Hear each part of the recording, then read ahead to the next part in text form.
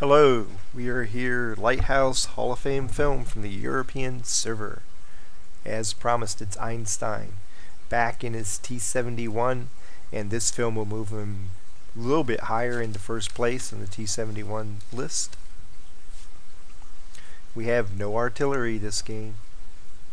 2 scouts on the enemy team, 3 on his. Enemy team's almost exclusively heavies and TDs. They have 1 medium. They have 3 mediums on his team, mostly heavies and a couple TDs. So this is a classic matchup. Defense tanks well suited to defense against tanks well suited to offense.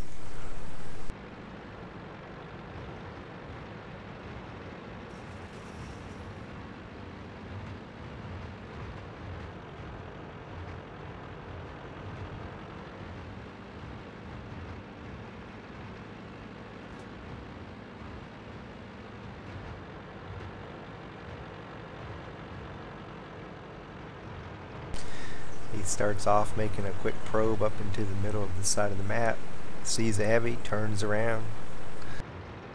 Can use the terrain features to get out of line of fire here. IS-8's moving away, so he's going to pull up, keep him spotted. I think he was tempted to take a shot there and then decided that probably not a good idea at the moment.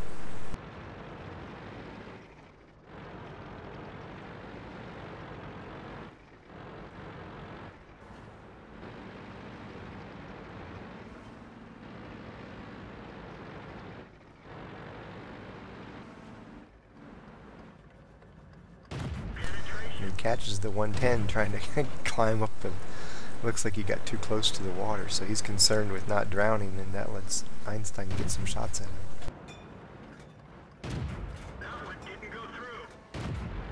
Man, that guy likes driving by the water.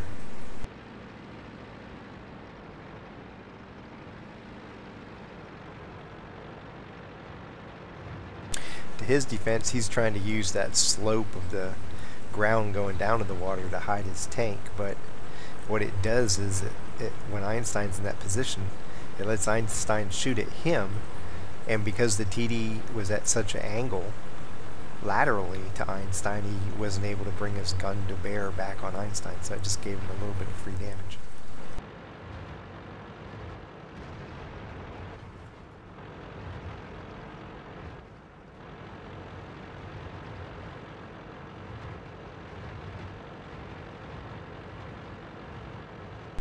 And it's interesting to see this happen in the European server too. Same thing happens in North American server. Everybody who starts off up here, even if they move over and engage in some fire over here, they slowly drift down to the center, and that opens up the northern flank to the enemy team, to the defensive team. And I don't know why it happens like this, but it happens every single battle.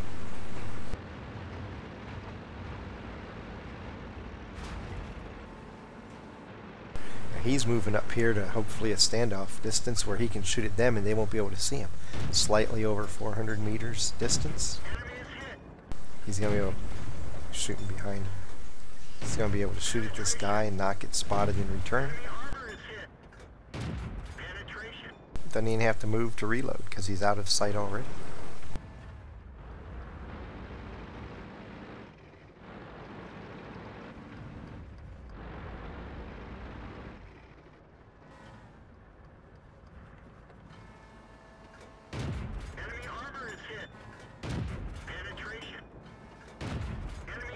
And he's just unloading on this guy.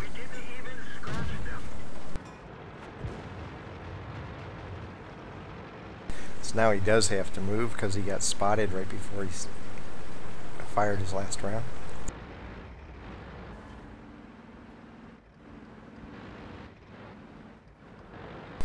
Now some of the other scouts are smelling blood and coming over here to help. Eynsteyn kills the Persian, and now he gets to fire at a T-34.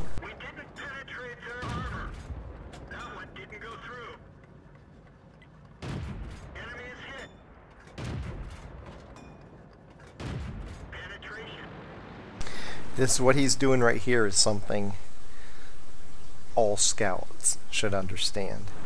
especially newer scouts that are just coming up through the lower tiers of scouting. and are constantly told, go scout, go scout, go scout. There are many times on many maps where you are much more valuable sitting toward the back, using your view range to snipe the hell out of the enemy. This is a map where most of the time, in most instances, the battle is in town and around the edge of town, and all the tanks see each other without you providing spots. So there's no need to go down into town and spot people around the next corner. Sit on the outskirts of the fight, sit back on the periphery of the fight, and just shoot the heck out of people. It's how you can turn the fight in your favor here. A little drift while he shoots. T71 drifts so easily. It can be a blessing, it can be a curse, because sometimes you can use it to your advantage, other times you drift when you don't want to and it really messes you up.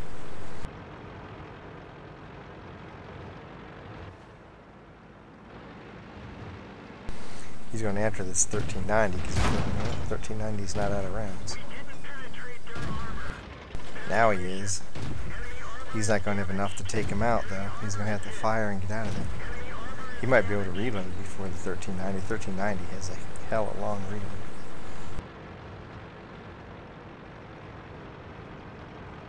He's banking on the fact he can reload and stay out of his line of fire. Here we go. Need another more shot. Ah, one more. Bam.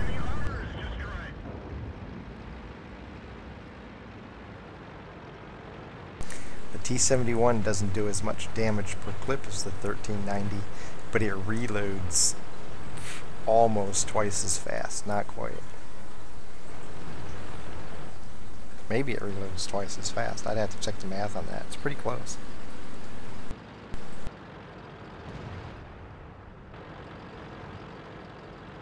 And so if you catch a 1390 right after it runs out of ammo, a T71 can unload a huge amount of damage on it before the 1390 can reload.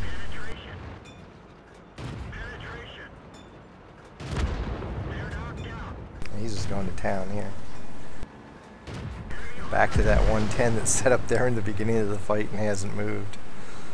One of the reasons they lost.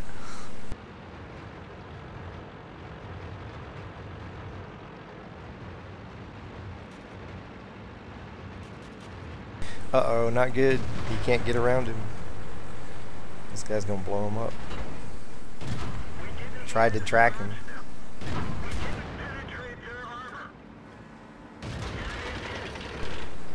Now he lives. Oop, repair kit, bam. A little overly aggressive there at the end, and they kill him with less than 5 seconds to go. So they get to complete cap and kill all. Should make everybody on that side of the debate happy. One of the few times that occurs. Now, despite getting a little silly at the end, Eynsteyn ends up with 4,059 points of damage.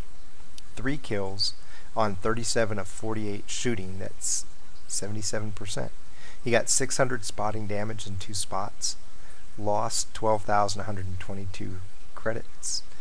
And XP wise got 2,545 XP. Didn't survive the fight. Got fire for effect and bruiser mini medals, and so he ends up with a first place score of 2,555 on the battle score. He started off spotting down here, recognized the north flank was totally exposed, so instead of doing like a lot of scouts do and coming up through here, he wisely stayed in the back and let his superior view range work for him, and that allowed him to pile up a bunch of damage sniping the mediums that were on this ridge and TDs and then heavies down here. And then he just came in, caught the 1390 without ammo, and was able to take him out.